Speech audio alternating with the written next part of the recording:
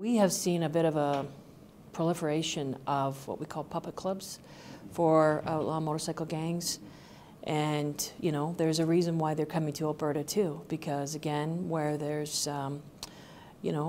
people with disposable income, unfortunately that attracts to organized crime as well.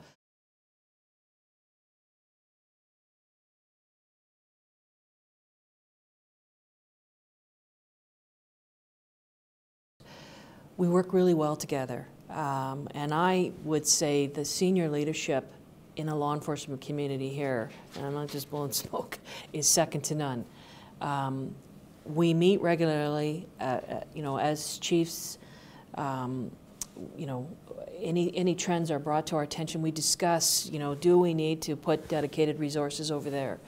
But through our alert section and the CFSEUs, which we contribute, Calgary contributes, Edmonton contributes, there is that common sharing and integrated approach, which I think is so critical based on my experience. That's what really works, is when that intel is borderless. I think we've seen a great deal of success in targeting, full patch-wearing members of the Hells Angels have been charged and either before the courts have been convicted this past year. So I think that speaks to the success.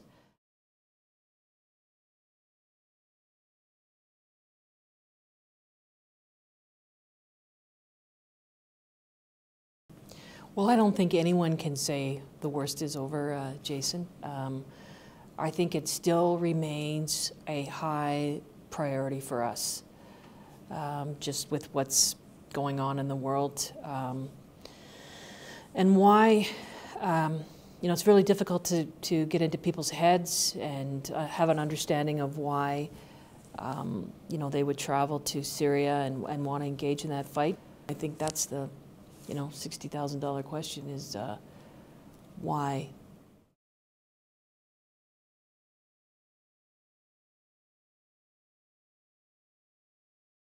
The RCMP has the primary responsibility for all matters relating to national security and terrorist threats.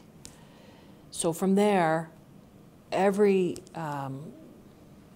shouldn't say every, but most provinces, particularly us, British Columbia and Ontario, Quebec, have these integrated national security teams, which are led by the RCMP, which Calgary contributes resources to, Edmonton contributes resources to. So here in Alberta, we have two teams.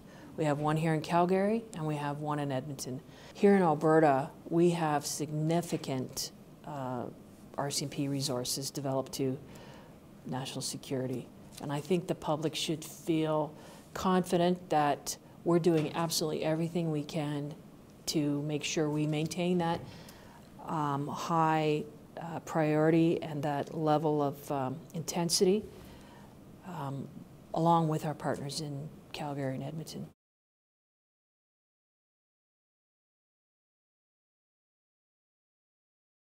It involves training RCMP officers who act as force multipliers, training their colleagues to recognize people at risk of becoming radicalized.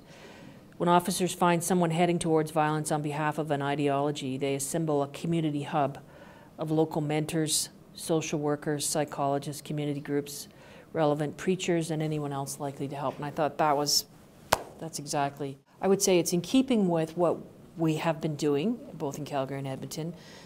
I would say it's an extension of our outreach approach, which we have dedicated resources to outreach on our inset teams, dedicated resources who would establish or attempt to establish strong relationships in the communities, so that, if there was a concern about, behavior of a young person and, they started to, just weren't themselves, that there was someone that they could talk to that would know how to handle it.